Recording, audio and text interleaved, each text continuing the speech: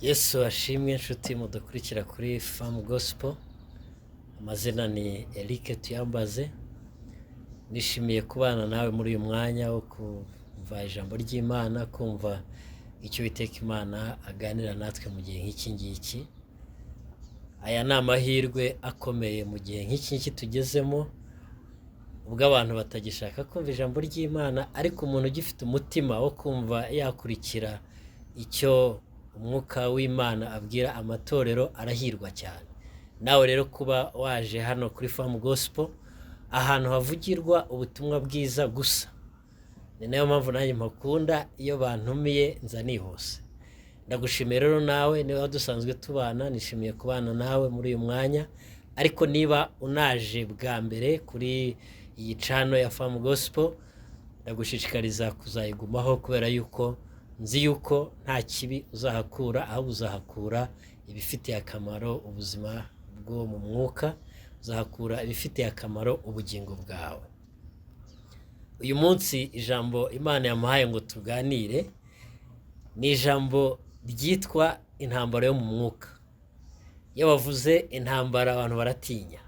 Intambara ntabwo ari ikintu cyiza, ariko icyiza ni uko intambara ngiye kuvugaho ari intambara urimo cyangwa uzajyamo, ariko ugomba kuzavamo utsinze niba uzagumana na Kristo Yesu. Kuko muri byose turushirijweho kunesha n'uwaducunguye ari we Kristo Yesu.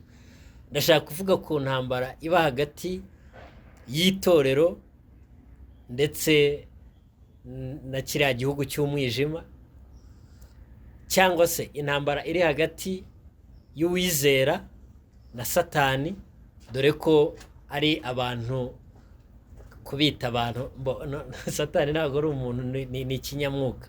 Ni hagati y'umuntu n'umwuka mubi.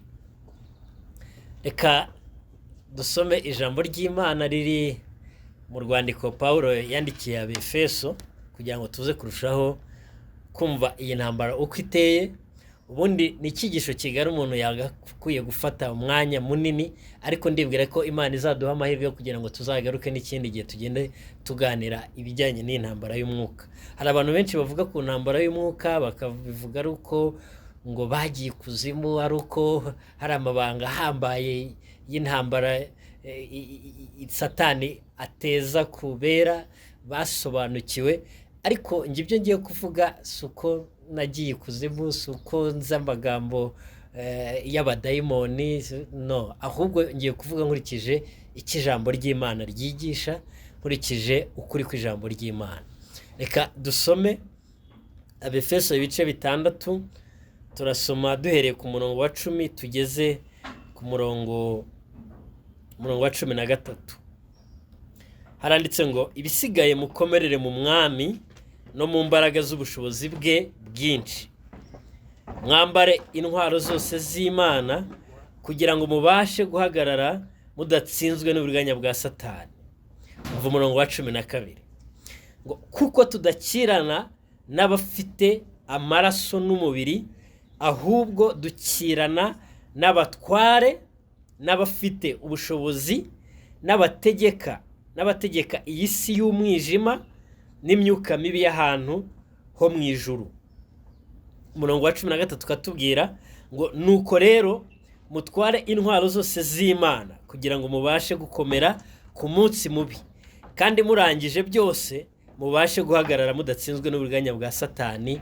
Amen. Niri jambo tugiye kuganiraho mu gihe gitoya, tuvuga ku ntambara abakristo turwana nazo.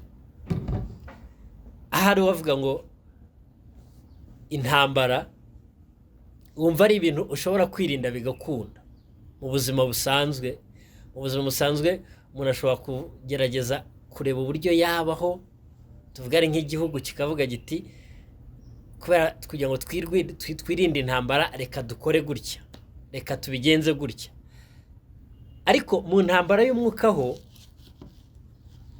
biragoye kuvuga ngo uzirinda intambara Satani azakugabaho 100% bikunde, kubera yuko Satani icyo agambiriye kugukura mu mugambi w'Imana, agambiriye gutuma utamenya Kristo Yesu ushobora kukubatura, agambiriye gutuma ubaho mu buzima utishimiye bugutera kwanga Imana, bugutera kwanga ubuzima, agambiriye ibibi. Amwe mu mazina Satani yitwa umubi, yitwa umuriganya, yitwa umubeshyi. Ndetse murabyibuka no mu itangiriro Satani ikintu cya mbere yakoze ni ukuriganya Eva na Adamu mu gihe Imana yari yabaremye, ibyo ibabwira ati murabyemerewe ariko ibi ntimubyemerewe. Satani araza ashaka gukweshoninga cyangwa se kuvuguruza icyo Imana yavuze, aravuga ati ariko kuki muvuga ngo kiriya giti ntimwakirye, ahubwo mukiriye nibyo bibafitiye inyungu. Satani agerageza kumuriganya, abariganya ibyo Imana yari kuzabagira byo, ibariganya ishusho y'Imana bari bafite batangira kuyitakaza. Satani rero nicyo akora. Niho navugaga ni biragoye yuko wavuga ngo Satani ntazakugabaho ibitero, kuko we icyo abereyeho ni ukurwanya itorero, icyo abereyeho ni ukurwanya abizera, icyo abereyeho ni ukurwanya intore z'Imana zateguriwe kuzaragwa ubwami bw'Imana. Ahangaha rero nawe uyu munsi ushobora kuba warakiriye Kristo nk'umwami n'umukiza wawe, iyi ni intambara uzahura nayo. Niba utari wakira Kristo nk'umwami n'umukiza wawe, uzamwakira. Numwakira iyi ntambara uzarwana nayo. Ariko n'abantu batari bakira Kristo nk'umwami n'umukiza wabo, Satani ubo abakoresha abatwaza igitugu, kuko baba bakiri imbata za Satani. Ariko uyu munsi ndashaka kwibanda cyane cyane ku ntambara iri hagati y'uwakijijwe cyangwa uwizera ndetse na Satani. Intambara ni urugamba ruba hagati y'ibihugu bibiri, y'abantu babiri, y'ibintu bibiri. Mbega hagomba kubamo iryo jambo kabiri. Hagomba kuba uwatangije urugamba, hakaba n'uwagabweho urugamba. Kenshi umuntu atangiza intambara atazi ikizavamo, ariko nk'uko nabivuze ntagira icyiza mu ntambara abakristo turwana nazo, tuzi ikiba kizavamo. Ikiba kizavamo nuko tuba tuzazitsinda, kuko Kristo Yesu yabitubwiye yeruye, aratubwira ngo ndi kumwe namwe. Niba turi kumwe na Kristo Yesu rero ntabwo turabaneshwa, ahubwo turabanesha mu izina rya Yesu. Umwanzi wacu ninde? Mu ntambara ikintu umuntu agomba kwibandaho cy'ingenzi kandi gikomeye no kumenya umwanzi uwo ari we. Kumenya ngo enemy wawe ninde. Umwanzi wacu ninde nk'abizera, umwanzi wacu ninde nk'abakristo. Umwanzi wacu nta wundi n'isi y'umwijima, ni Satani. Ariko Satani ntago akora wenyine.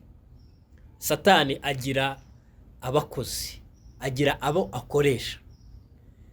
Muri abo bantu akoresha cyangwa se muri ibyo bintu akoresha, reka mvugemo babiri b'ingenzi.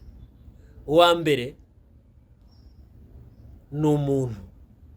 Satani naza kurwanya Eric, ashobora kunyura muri mwene data duhuje kwizera, ashobora kunyura kutarakizwa, abo ngabo ni n'abakoresha cyane. Ariko umuntu wari wese ucyambaye umubiri ni igikoresho gishobora gukoreshwa n'Imana, ariko ni n'igikoresho gishobora gukoreshwa na Satani iyo abyemeye. Niyo mpamvu Bibiliya itubwira ngo twe guha icyuho Satani. Umwanzi wacu rero Satani ashobora gukoresha abantu mu buryo butandukanye.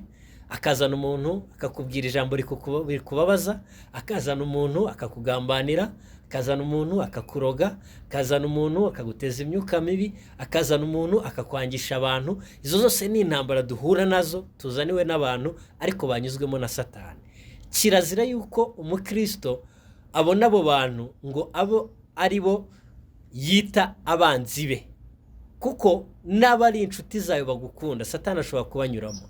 Ndibuka umunsi umwe igihe Yesu yaragiye kudupfira igorogota, Petero yigeze kuza asa n'umubwira amagambo meza. Aramubwira ati ariko ntabwo uzapfa, tuzakurwanirira. Ese ubundi kuki wapfa? Ashaka nk'umuntu ushaka guhinyuza amagambo Yesu yari ari kuvuga, avuga yuko bafite ubutware bwo kumurwanirira, ariko n'imbaraga za Yesu yizeraga yuko nazo ubwazo zishobora kumukiza. Ariko mwibuka ukuntu Yesu yamubwiye. Yesu yabwiye Petero, ntiyavuga ngo Petero mva inyuma, ahubwo aravuga ngo mva inyuma Satani. bishatse kuba Yesu ntiyabonye Petero ko ari we mwanzi, ahubwo yabonye Satani wari ugiye kumunyuramo. N'uyu munsi abantu dutangiye kugira iyi myumvire yo kumenya umwanzi wacu uwo ari we, akenshi byarwanya amakimbirane aba hagati mu itorero cyangwa se mu bantu bavuga ko bizera Imana. Kuko Satani kumva yuko ashobora kunyura muri mwene so, kunyura mu muntu uri hafi yawe, Bibiliya yenda bivuga yeruye ikavuga ngo umwanzi wawe azaba wo mu rugo rwawe, mbega azaba umuntu uri wa hafi yawe. Dukwiriye kwemera yuko Satani ashobora kudutera anyuze mu bantu, ndetse na bamwe b'inshuti zawe na bamwe wiringira, abo nabo Satani yabanyuramo. Kozi Satani akoresha ni abadayimoni. Murabyibuka, wenda ntabwo tubuze kubyinjiramo cyane kuko nabyo ni bigari, ariko igihe Satani yirukanwaga mu ijuru, Bibiliya itubwira yuko yamanuye 1/3 cy'ingabo zo mu ijuru. Iyo bavuze ingabo zo mu ijuru baba bavuga abamarayika, kandi abamarayika ubwabo ni umubare utazwi, ni abantu benshi, si abantu, ni imyuka myinshi cyane. Abo bamarayika rero niba yaramanuye 1/3, nawo ni umubare munini cyane, ku buryo afite ububasha bwo gufata abantu bose bari ku isi, buri wese akamushyiraho abadayimoni runaka, yaba umwe, yaba babiri, yaba benshi.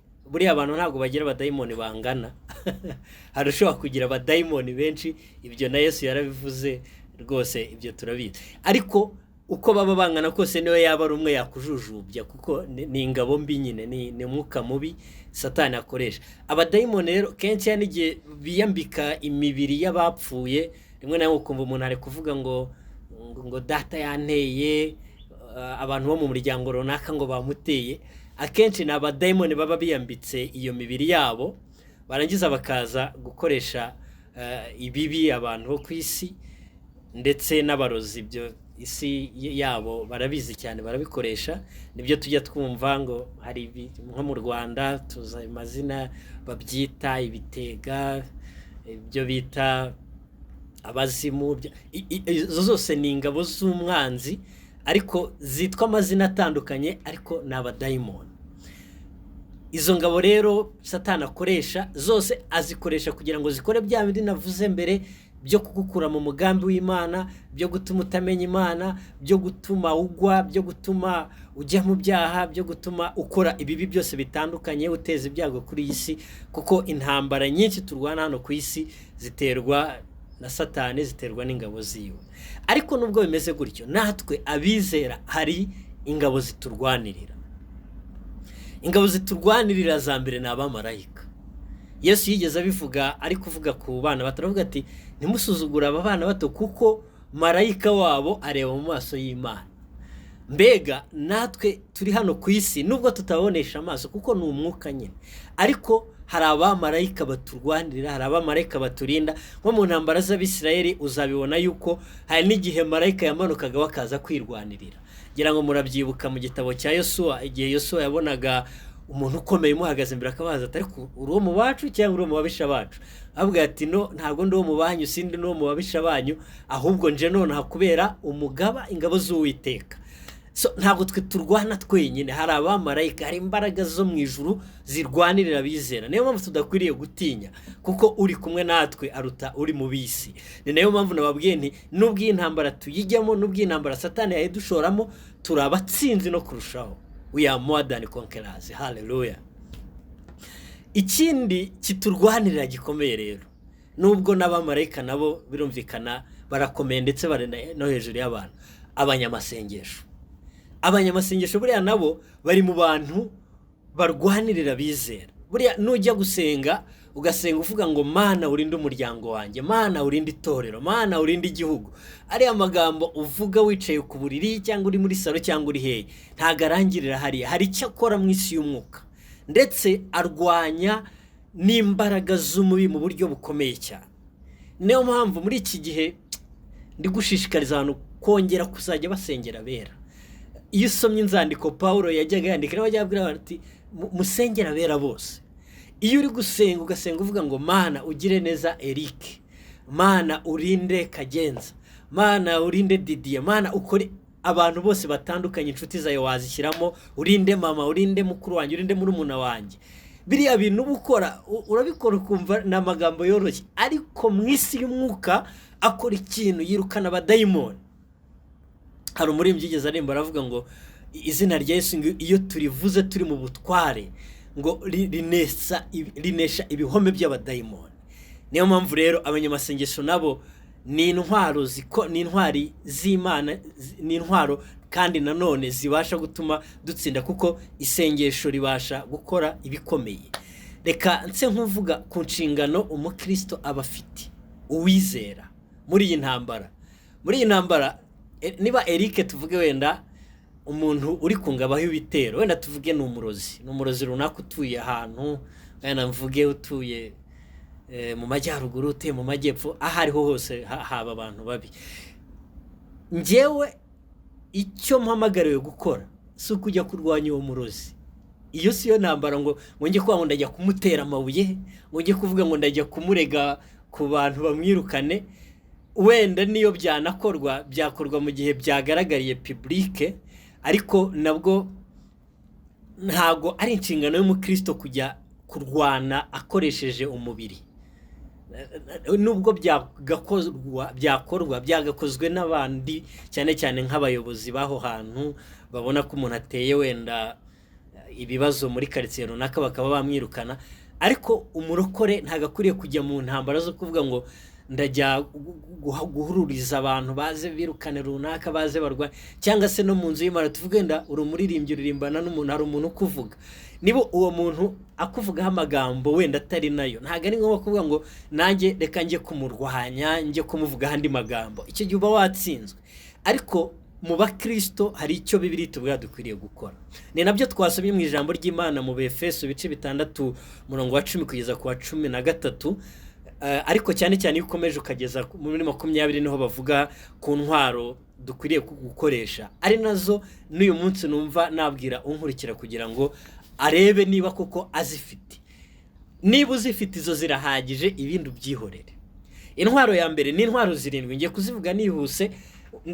Nitubona ikindi gihe tuzagiye duse n'abavuga byisumbuye wenda kuri buri ntwaro, ariko reka tuzivugeho mu buryo bwihuse.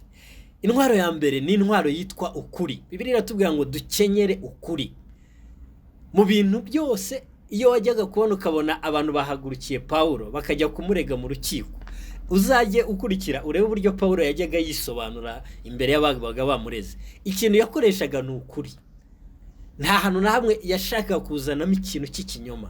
Ariko uyu munsi dufite abakristo bavuga wenda ngo kugira ngo nanjye mbashe gutambuka reka mbeshye, wenda mu kazi bakugambaniye ukavuga uti ahari kugira ngo ntatakaza aka kazi reka nanjye ngira ibinyoma mpimba. Icyo gihe uba watsinzwe. Umukristo akwiriye kurinda ukuri mu gihe ari mu ntambara, nta gutakaze na rimwe. Ukuri kuratsinda, ntabwo kujya gutsindwa. Ikindi cya kabiri ni intwaro yitwa gukiranuka. Niba uri mu ntambaro runaka, iyo ari yose uri kurwana, mushiki wanjye, musaza wanjye, rinda gukiranuka kwawe. Gukiranuka no kwirinda ibyaha, gukiranuka no kuvuga amagambo yo gukiranuka, gukiranuka no kugendera mu nzira ya Kristo, gukiranuka no kumvira umwuka wera, gukiranuka no gukora ibyiza. Intwaro ya gatatu ni ubutumwa bwiza, arizo nkweto. Bibiliya hariya mu Befeso Paulo yabibwiye Abefeso arababwira ngo kandi mukwete inkweto arizo butumwa bwiza. Ubutumwa bwiza nta bundi. Ubutumwa bwiza ni ubutumwa bwiza bwa Yesu Kristo bwo gupfa no kuzuka kwe. Iyo uhora uzirikana ko Kristo yazutse, icyo ubwacyo kigwa imbaraga zo kumenya yuko uzabasha kunesha, kuko Kristo yaratsinze kandi yahemuye Satani, yahemuye isi y'umwijima. Ukazirikana icyo ngicyo ari bwo butumwa bwiza bwo kuvuga ngo dufite umwami wapfuye kubw'ibyaha byacu akazuka. Indi ntwaro ni intwaro yo kwizera. Ayandikira Efeso aravuga ngo mutware kwizera nk'ingabo ariyo muzabasha kuzimisha imyambi Satani azabagamaho iyo ariyo yose. Yabikoze yagendeye ku basirikare b'Abaroma mu buryo babaga bambaye ingofero, icyuma gikingira igituza, mukandara, inkweto, ahantu hose bikwije, ariko abishyira mu mwuka aravuga ngo natwe dufite kwizera ni nk'ingabo ikingira imyambi Satani yashaka kudutera iyo ari yo yose. Indi ntwaro ya gatanu ni intwaro yitwa agakiza. Aravuga ngo kandi mutwara agakiza nk'ingofero. Umutwe ni ikintu gikomeye cyo kurinda. Muri iki gihe wowe uri kurwana, shakisha uburyo udatakaza agakiza. Nk'uko umurwanyi uri ku rugamba yirinda ko yatakaza iriya ngofero, mu Baroma yabaga ari ikintu gikingira gikomeye cyane, yashakishaga uburyo iriya ngofero itamuva ku mutwe. Ni nako natwe nk'abakristo dukwiriye gushakisha uburyo agakiza tutakarekura. Agakiza ushobora kukarekura igihe cyose wakwihakana Kristo. Iyo wihakanye Kristo nk'umwami n'umukiza wawe, uba utaye agakiza. Niyo mpamvu rero mu byo uri kurwana nabyo, ntuzave mu gusenga, ntuzave mu guterana kwera, ntuzave mu gusoma ijambo ry'Imana, kuko aho niho hatuma agakiza gakomeza kugira ubuzima, kagakomeza kuba kagari muri twebwe. Paulo yajyaga akoresha ijambo akavuga ngo dukizwa buri munsi, cyangwa duhora dukizwa. Agakiza ni ikintu warebera mu buryo butatu. Agakiza muri past, mu gihe cyashize twarakijijwe, ariko n'ubu turakizwa kandi tuzakizwa.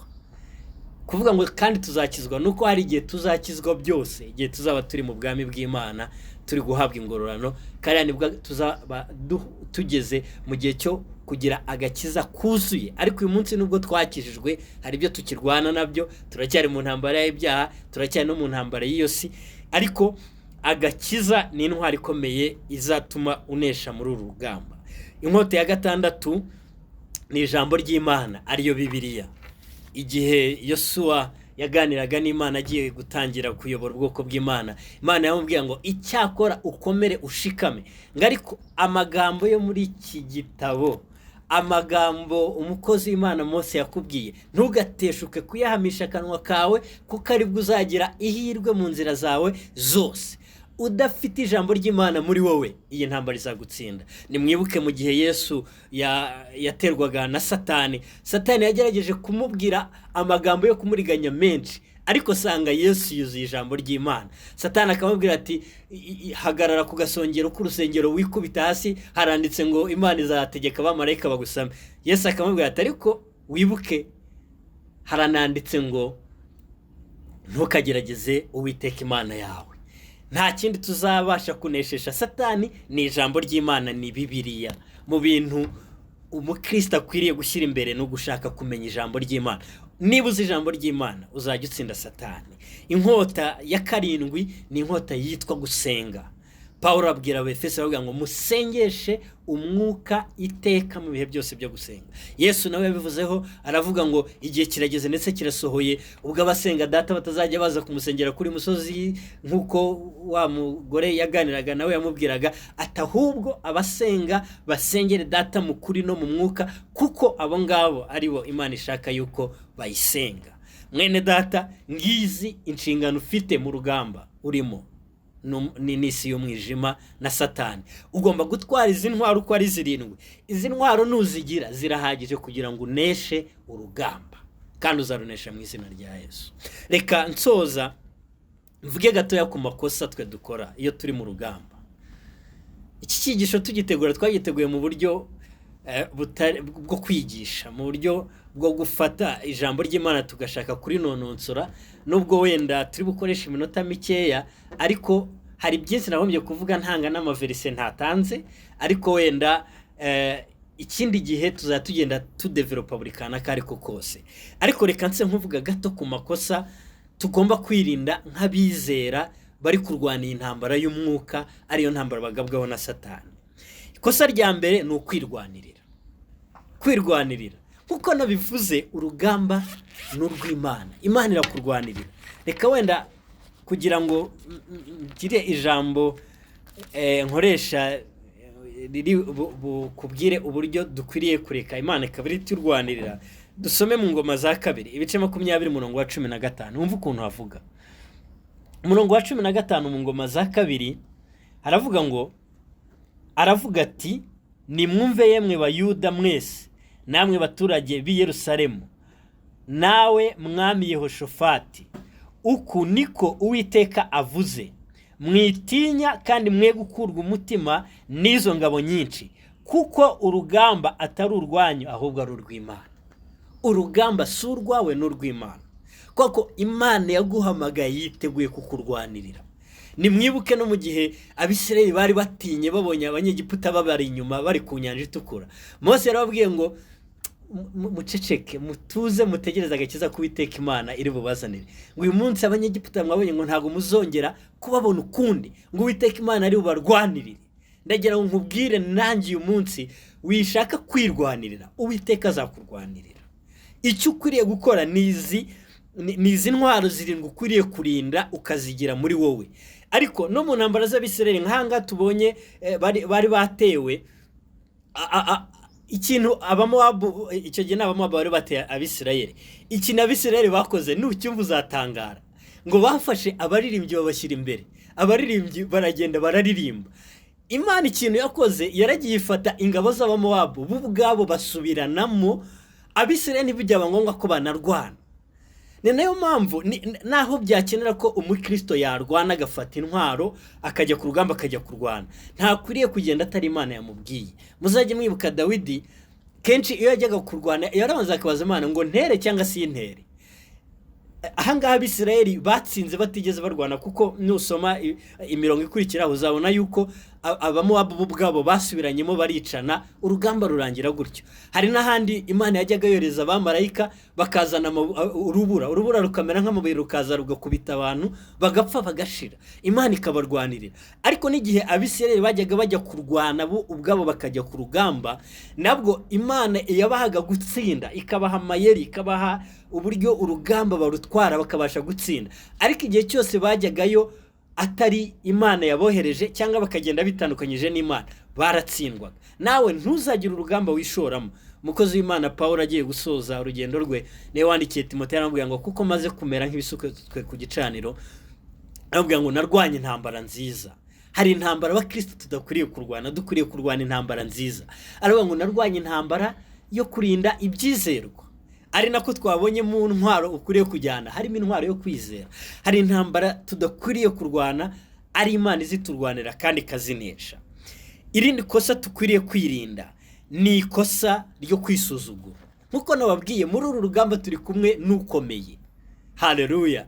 Mu rwandiko Yohana yanditse, mu rwandiko rwa mbere mu bice 4 umurongo wa 4, yaravuze ngo uri muri twebwe aruta uri mu bisi.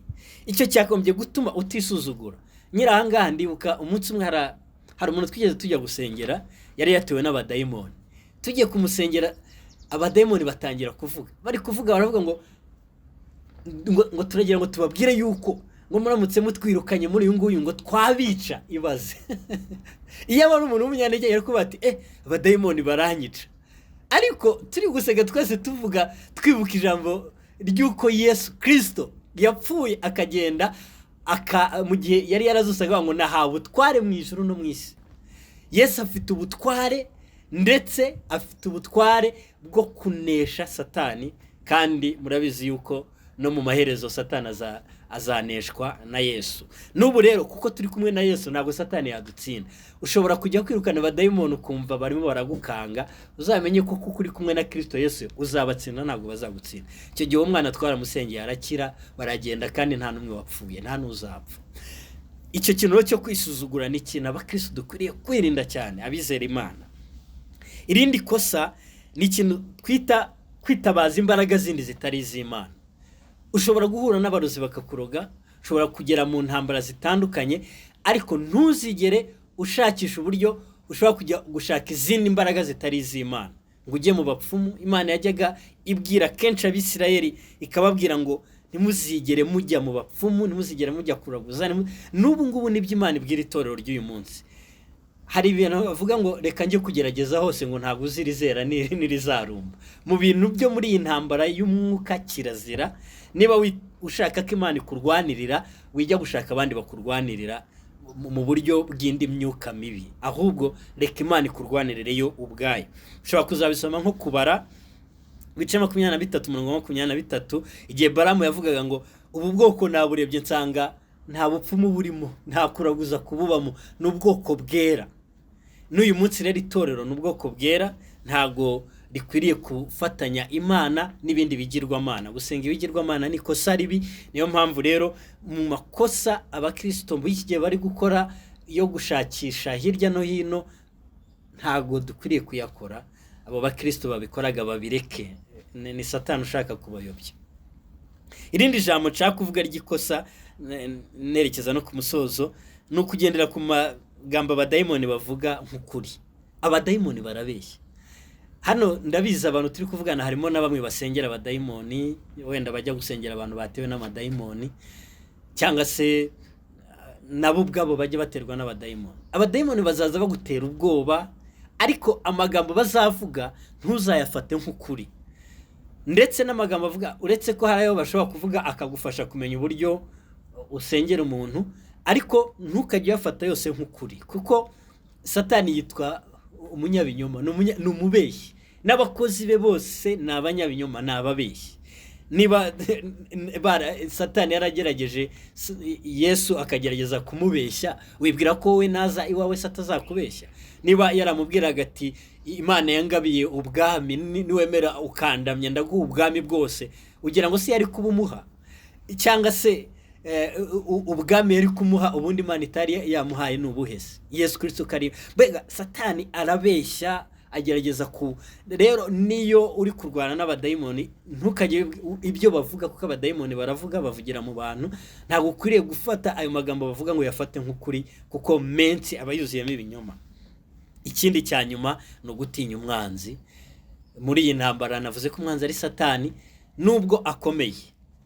Hari umuririmbyi yarimbye ngo nibyo koko ingabo za Satani zirakomeye, ariko ngo tudafite Kristo byagenda nabi. Ntabwo dukwiriye gutinya Satani, kuko uri muri twebwe aruta uri mu bisi, ari we Satani. Yesu Kristo nimuzasoma mu Baroma 8:37, Paulo yandikira Abaroma yarababwiye ngo muri byose tubashishwa kunesha na Kristo waducunguye. Uyu munsi rero ndagira ngo nkwibutse yuko ntabwo uri mu baneshwa, uri mu banesha. Haleluya, haleluya. Reka nsoze nkubwira ngo muri iyi ntambara turimo yo kurwana na Satani, muri iyi ntambara turimo yo kurwana n'isi y'umwijima, ikizagushoboza gikomeye ukwiriye no kurinda muri byose ni agakiza. Umuntu wese Satani azatera, niba atari mu gakiza ka Kristo Yesu, amenye yuko ashobora kumunesha rimwe, kabiri, gatatu, ariko bizarangira amunesheje, kubera yuko nta protection, nta zindi mbaraga we ziri mu ruhande rwawe zizatuma ubasha kunesha Satani. Ariko niba uri mu gakiza, niba warakiriye Kristo nk'umwami n'umukiza wawe, ari hariya kugira ngo akurwanirire. Kandi nta muntu n'umwe warwaniriwe na Kristo ngo aneshwe. Umuntu uri kumwe na Kristo Yesu ni umutsinzi, ndetse n'umutsinzi no kurushaho. Nta zindi mbaraga na zimwe ziri mu isi y'umwijima zibasha kuba hejuru y'umwami wacu Yesu Kristo. Ndagira ngo dusenge